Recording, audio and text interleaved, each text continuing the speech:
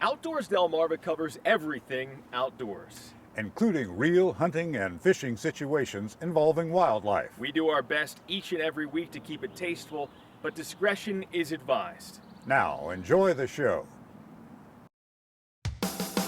This week on Outdoors Delmarva. It's about as big yet as simple as a fishing tournament can get. If you've got a license, you're already entered. We're catching and tagging some of the Chesapeake's newest prize-winning stripers. Then, step out of line and you'll be walking the plank. We're headed out to sea with some pint-sized pirates. And we had so much fun shooting with these guys, we had to see where it all begins. We'll spend time in the workshop with the Chop Tank muzzle loaders. Right now on Outdoors Delmarva. Nice fish!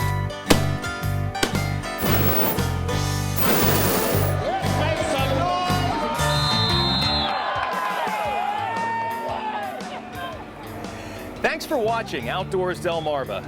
I'm Mike Parker. We'll be checking in with my partner, Captain Willie Dykes, in just a few minutes. So where are we to start this week off? Well, you can see we are on the beautiful Chesapeake Bay just off the coast of Tillman Island, Talbot County, Maryland, for a pretty special fishing trip. I'm here aboard the charter boat Nancy Ellen with Captain Bill Fish, some members of the Maryland DNR, and some pretty lucky kids. Yeah, we're out here tagging striped bass as part of the Diamond Jim contest, which is part of the Greater Maryland Fishing Challenge. If you catch one of these bass, well, an everyday angler could walk away with an above-average payday. And here's how it all happens. Back in the day, when Captain Bill Fish was just starting out as a charter boat mate, well, the other captains used to say his name brought him good luck. Yeah, all right, well, I'm probably going to work my way up there also. Well, today, this group of DNR biologists, anglers, and youngsters is hoping Captain Fish will live up to the reputation. We're going out into the Chesapeake Bay. We came out of Tillman, and we will probably be working our way up towards Popper Island and out into the middle of the channel. And it's hard to say where we'll end up. For those who consider fishing a spiritual experience, there's nothing wrong with looking for signs from above. Or in this case, right on top of the water. Check it out, as just minutes into our morning, the rockfish are in a frenzy, working bait fish on the surface of the bay, and we're about to begin a steady troll right through the action. Drag 'em on in. As expected, it's not long before we are hooked up, and one of the young anglers aboard starts to crank and reel. But this first fish of the day isn't much of a keeper and doesn't fit the requirements for the real reason we're out here today. Yeah, we're going to let this guy go. Today we're tagging these striped bass. We're tagging them between 18 to 28 inches. The bigger fish are going to be leaving here soon, so if we tag them, we're trying to make more tags available for the anglers. So we're trying not to tag the bigger fish. Since 2005, the Maryland DNR has been catching, tagging, and releasing hundreds of striped bass as part of the Diamond Jim contest. It's easy to explain. Anyone who legally catches a specially tagged striper between Memorial Day and Labor Day wins a prize, including a shot at a pretty nice chunk of change. If a fisherman goes out and catches one of these fish with a special tag in it, in July they can win up to $20,000. If we don't catch Diamond Jim in July, he will be worth $25,000 in August. Might be legal. Soon, our rig of bucktail and white rubber twister snags the attention of something with some fight in it. And as we get it closer to the boat, it is our first taggable fish. Good job. From here, biologist Butch Webb uses a steady hand to first make a small incision in the fish's abdomen, then inserts a yellow plastic tag. A quick twist gives it some teeth, and this Chesapeake rockfish has gone from ordinary to potential prize winner. It was pretty fun because it fought back. Maybe I could be lucky and come out here again and catch it. Right now, the license sales in Maryland for fishing license actually has fallen off, and what we're trying to do is get more people interested in fishing in the bay and in tributaries of Chesapeake, trying to get license sales back up to where they were before, and also get youth interested in fishing. I mean, most of Most of the people that are fishing on the boat today and reeling in fish are going to be kids, and that's where we need to concentrate our efforts on trying to recruit these younger folks into fishing. Over the course of the summer, fish like these will join hundreds more, caught, tagged, and released into the bay off both the eastern and western shores. With only one true Diamond Jim, the remainder, called imposters, are still prize winners, only to be identified when a lucky angler calls the phone number printed on the tag. What do you think, guys? Is that $20,000 fish? And for the first time ever in the contest's history, this year, the top prize payout is guaranteed. If we don't catch Diamond Jim himself, if we catch one of these other fish that we've tagged, the fishermen that do catch these fish, which we call imposters, there'll probably be close to 200 of them out there this month. They are going to split the $25,000 on September 10th at a special awards event that we're going to have at Sandy Point State Park. As the hours pass, we're still not tagging as many fish as we'd like. But hey, that's fishing. And still, with each new tag comes the added chance that an unsuspecting angler could reel in an unbelievable opportunity.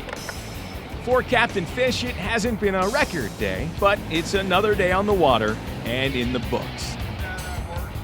And for those who will spend the summer in search of Diamond Jim, as if you needed another reason to go fishing. Well, such a good time out here on the Chesapeake Bay today. And yeah, I know what you're thinking. The chances of actually catching one of these prize fish, kind of slim, right? Well, it might be. But considering what we saw here today, you know, these prize fish were caught in order to be tagged. You know what they say, if you can catch them once, you can certainly hook them up again. Coming up next on Outdoors Delmarva, these junior swashbucklers are headed out to sea, or at least on the Delaware Bay. We'll tag along for the ride. But first, did you know? Diamond Jim got its start during a Maryland fishing contest back in the 1950s. But the prize tagging of fish didn't last long then and only recently returned. In what year did the Maryland DNR revive Diamond Jim? The answer when we come back. Outdoors Delmarva is sponsored by Shorts Marine, Shooter's Choice, and Goodies Marine. Got it. Outdoors Delmarva will be right back. Hey, I'm Cameron. And I'm Christian. We're from Easton. We're out here on the Chesapeake Bay. Get outdoors, Delmarva!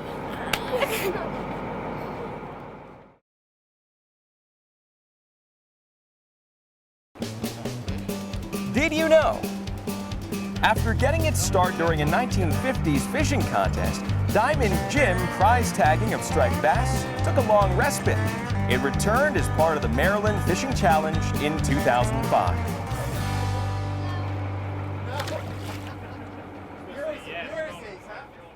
Thanks for watching Outdoors Delmarva. I'm Captain Willie Dykes.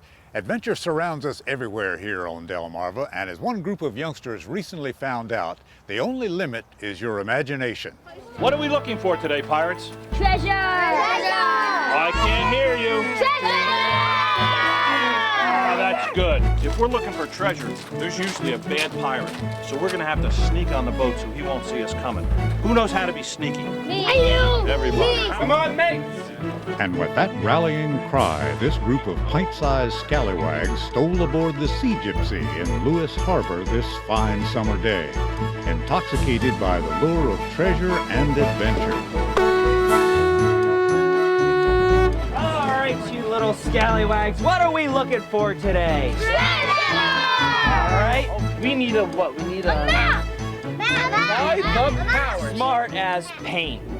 Reviewing the maps at the map station will reveal landmarks the young buccaneers will find on their way to the treasure. But it soon becomes apparent that the captain is heading in the wrong direction. You know, I'm taught it's a big red boat with white letters across it that says overfalls. Like that one over there.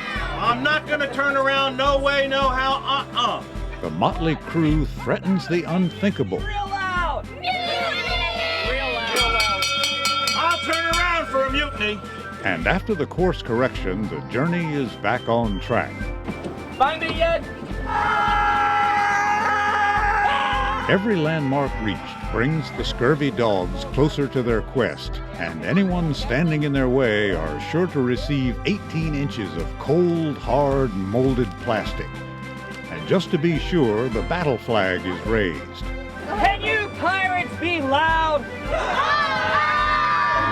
And just then, could it be? Surely it can't. But it is. It be the dreaded Pirate Pete. You think you can take the treasure from the great Pirate Pete? God side!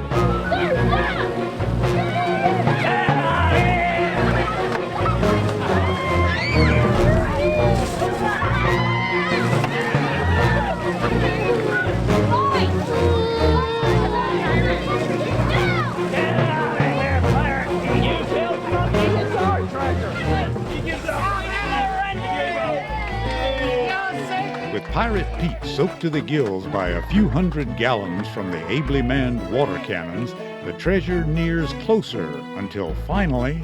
Pete! No, not on the treasure! I hope it's something, they say. I hope it's something, too. Up front, Pirate! Go front! And it's time to divvy up the plunder. There you be, mate. There you go, mate. Go see the front.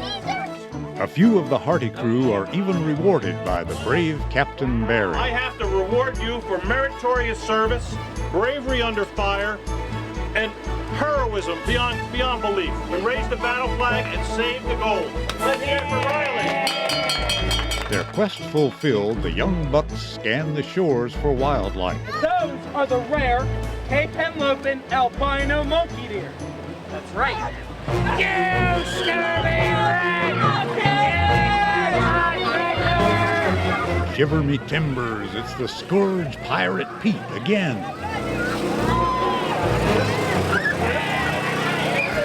But this time he's so thoroughly defeated that he has no choice but to surrender completely and make allies of the crew. How about you, mate? You want one? Come on, mate. Come on over here, mate. Come on. Don't be shy. Come to the rail and let fly.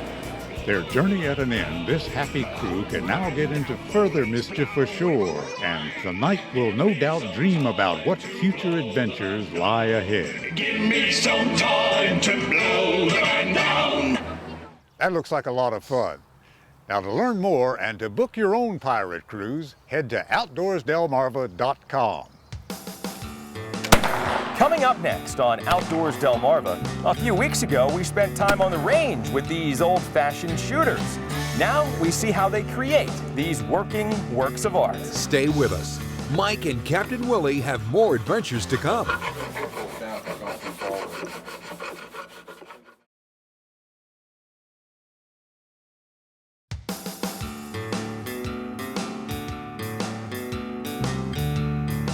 Thanks for watching Outdoors Delmarva. I'm Mike Parker.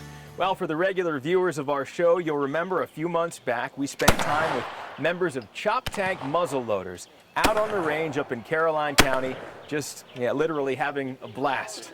Well, you know, this group of guys and gals from up and down the Eastern Shore doesn't just have a passion for shooting these black powder firearms. No, they also enjoy handcrafting them. So we promised you a follow-up, and here I am in St. Michael's, Talbot County this week outside the workshop where these functional works of art take shape. We're in St. Michael's at my workshop. Didn't start out as a gun shop, but in recent years it's kind of turned into a gun shop.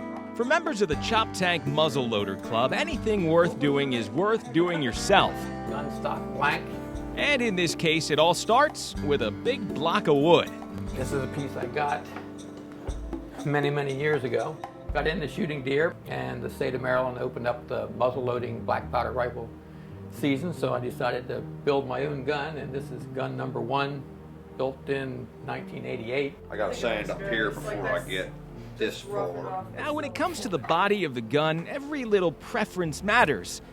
Will it be a longer or a shorter model? A right-handed or left-handed? A multitude of different gun makers, all documented original guns, and like most of the guys go through here and they'll find a pattern or a maker that they like and reproduce it. A plain Jane or fancy Franny? I like the Maryland style guns, and my first gun was a recreation of a Maryland school gun, and this time I decided I was going to use the same profile but decorate it with Maryland symbols. And so I've got terrapin and crab, and it's going to have a skipjack and rockfish and all kinds of different Maryland symbols on it. This is my 10th gun I've built so far. All the other ones have been long rifles, so this time I worked on a pistol. And this is a Maryland style pistol with a light antique finish on it. When it comes to homemade muzzle loaders, traditional doesn't necessarily mean boring. Even the pioneers used to trick these babies out a bit. This is the only time I get to see my friends. I get off work, get to come up here, we get to, you know, talk, BS, just hang out. That I think's more of it than the actual building at this point. Granted, when I first started coming up here, I didn't know a thing. This is my third week working on this one with this man helping me along the way. I gained like 25 fathers just by showing up to one shoot. Pretty much is how it works out. Basically what I make is powder horns. This isn't quite finished yet, but this is an example of what I make. Here's a raw horn right out of the slaughterhouse.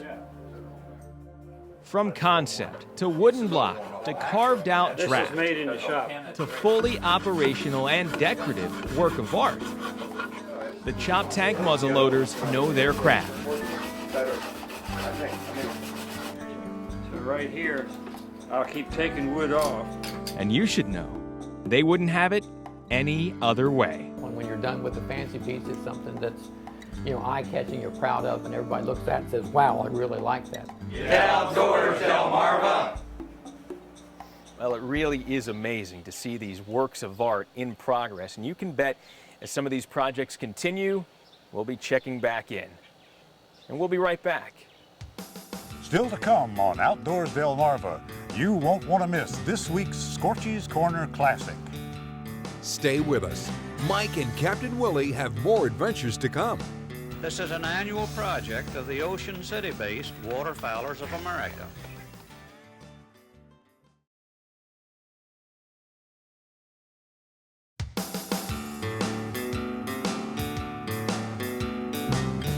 And now, it's time to visit with an old friend. Here's this week's Scorchy's Corner Classic. It all began in mid-morning at Cooper's Game Farm in Willards, the penning and crating of 7-week-old mallard ducks for release into the wild. This is an annual project of the Ocean City-based Waterfowlers of America. The club's purpose is for the propagation and the continuation of the waterfowl species in the area. They take to the wild and they join the wild flocks as they come from north. Undoubtedly, some go back up north, which is what we hope, and some of the ones up north probably stay here. At this point, however, we wondered about the survival rate of these young birds being readied for release into the wild before growing flight feathers. Our survival rate is extremely high. The direct answer to your question, our survival rate is somewhere between, I would say, 80 and 95%. From marlin capital to mallard capital, you can never tell. Scorchy Taws won on our Delmarvelous land for WBOC News. Still to come on Outdoors Delmarva, we put the viewer venture cam in the hands of some serious tog fishermen. Don't miss the action. Plus, we'll take a look at your latest viewer pictures. Outdoors Delmarva viewer pictures are sponsored by North Bay Marina.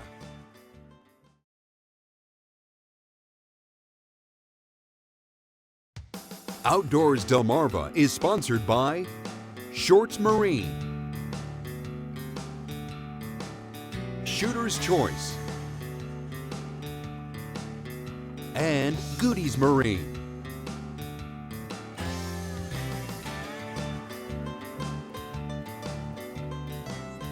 It's time now to take a look at the pictures sent in by our own Outdoors Delmarva viewers.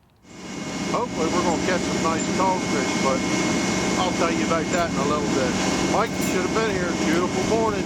And we begin with some viewer venture cam video sent in by our buddy Chuck Coverdale from Milford. And after you see this video, Willie, we could kick ourselves for not going along on this trip because the fellas fishing aboard the Indian found opening day taw-dog heaven fishing around the wrecks out on Delaware Bay. We got one on board coming up. Looks like it's going to be a nice fish. Oh, we got us a big one in here. That's a dogfish and a half.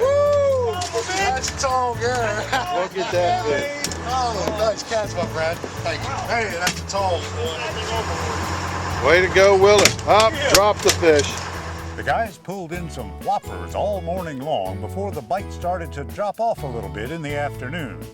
But all told, the tall were biting good, along with some sea bass and the occasional flounder to round out a great day on the water. And we want to thank Chuck and the gang, as well as Captain Ted Molinier, for taking the viewer venture cam along for a heck of a day. All right, this is the motley crew of the Indian that went fishing today. We had a good time. Hope everybody had themselves a wonderful time. Sorry you weren't here, Mike, but this is the crew that went, so you can do whatever you got to do with us. Later. Bye. I've got a feeling we'll be joining them out there real soon. Jamie West from Milton sent in this picture of the big gobbler he harvested during Delaware's spring turkey season. This big boy weighed in at 25.5 pounds and had a 10 3/4 inch beard. Jamie was hunting while his friend Bob Carmine from Lincoln did the calling. Great work, guys. And some anglers from Snow Hill got into the action this past week. Emily Carmen was fishing aboard the All Hooked Up with family and friends when she reeled in this 50-pound bluefin tuna. And here's another picture sent in by that same crew. Taylor Thomas got some FaceTime with the big tuna as well, while Evan Carmen shows off this 17-pound dolphin. Great-looking fish. And how about a picture from this past 4th of July weekend? Thanks to Ron Cox from Chrisfield for sharing this beautiful shot of the fireworks display reflecting over the water. Well, we love sharing your outdoors videos and photos here on the show, so please keep them coming. Just email me at mparker@wboc.com. Well, Willie, I think we pretty much covered it all this week. I mean, we had some prize-winning striped bass, we had some handcrafted muzzleloaders, heck, even some pirates. Yeah, Mike, you don't want to be messing with that crew. No, no. Until next time, for Mike Parker, I'm Captain Willie Dykes, reminding you to get outdoors, Delmarva.